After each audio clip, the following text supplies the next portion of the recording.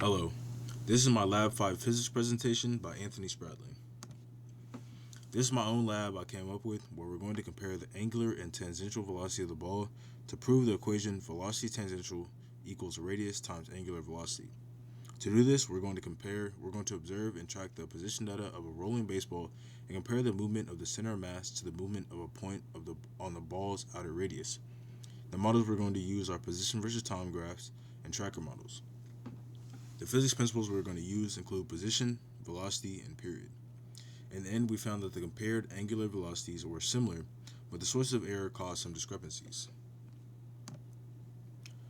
Some of the main physics ideas were the velocity update formula, position update formula, and kinetic energy principles. In this scenario, the system consists of the ball and the surroundings consists of the earth. Because the force of gravity and the normal force are perpendicular to the movement of the ball, they're going to be doing no work on the ball.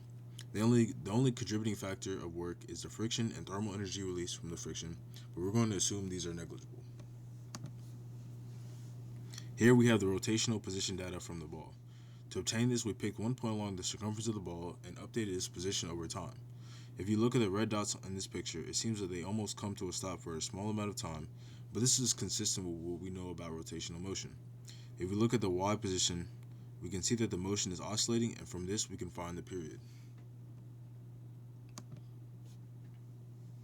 Here is a tracker translational data for the center of mass of the object. As we can see from the graph there wasn't much fluctuation in this, and it seems that the ball was moving at a constant velocity in the x direction. What's weird is when we look at the y direction, where we see fluctuations, but these are likely from differences in the height of the center of mass as it rolls. Here's where we compare the data from the center of mass to the point mass. We start off knowing that the radius of the ball is 1.45 inches, and we need this for the equation. We first solved for the angular velocity using the known period from the rotational data, and we got 17.45 seconds. Then we used the translational data to solve for the velocity by taking the change in displacement over time. This got us a tangential velocity of 27.65.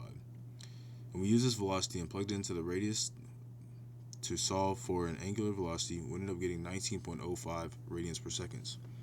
These numbers aren't super close, but it's easy to see why there would be differences based on how we calculated them. Some sources of error for this experiment would be the rotation of the ball wasn't perfect in one direction, so it kind of rolled non-linearly. Another source of error were differences in perspective of camera, and another slight source would be the friction that could have slowed down the ball.